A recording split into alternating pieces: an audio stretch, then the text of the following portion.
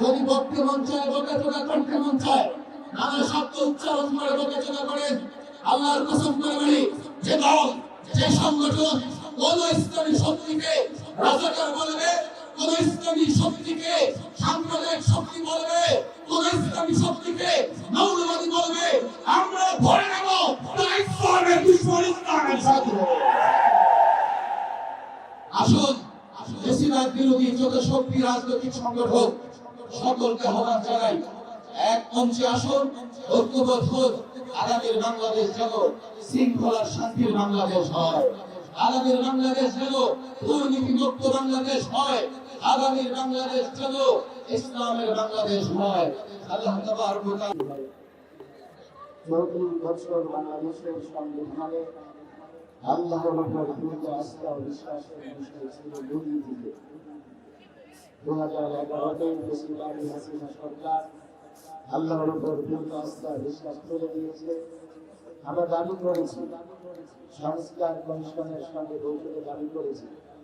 আজকে এই জনতার মঞ্চ থেকে আমি দাবি করতে চাই, আল্লাহর উপর পূর্ণ আস্থা বিশ্বাস পুনর্বহাল করতে হবে, এর ব্যতিক্রম জনতা মানবে না।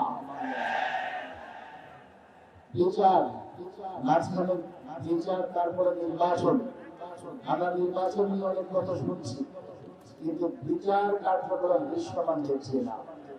আমরা মনে করি নির্বাচন নিয়ে কথা আপনারা বলতেই থাকেন, কিন্তু বিচার হওয়া লাগবে, বিচার দৃশ্যমান হওয়া লাগবে। বেশিরভাগের বিচার হয়, বেশিরভাগের দুশ্মন যারা তাদের বিচারও দৃশ্যমান হওয়া লাগবে।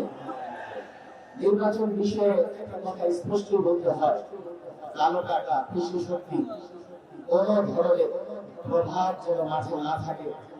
সেক্ষেত্রে ইসলামী আন্দোলন যে দাবি জানিয়েছে, আমরা সেই দাবির সঙ্গে একমত পোষণ করেছি। আমরা জানি নানা ধরনের প্রতিবন্ধকতা আছে, পক্ষে বিপক্ষে মতামত আছে।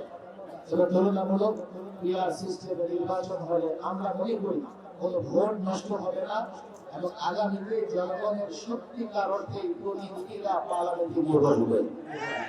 চূড়ান্ত কথা, গত 16 বছর নয়, 5 বছরে বাংলাদেশে ইসলামী শক্তিকে দাবায় রাখবার জন্য, ইসলামী শক্তিকে দুর্বল করবার জন্য, ইসলামী শক্তিকে নানাভাবে প্রতিহত করবার জন্য ষড়যন্ত্র হয়েছে।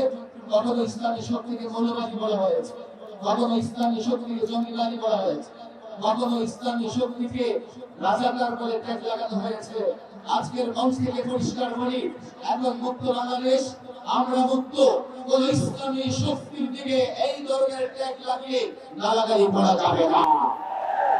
যদি বক্তব্য মন চায় বকে চোখা কণ্ঠে মন চায় নানা শব্দ উচ্চারণ করে বকে চোখা করে আল্লাহর কসম করে বলি, যে দল যে সংগঠন কোন ইসলামী শক্তিকে রাজাকার বলবে, কোন ইসলামী শক্তিকে সাম্প্রদায়িক শক্তি বলবে, কোন ইসলামী শক্তিকে মৌলবাদী বলবে, আমরা ধরে নেব তারা ইসলামের দুশমন, ইসলামের শত্রু।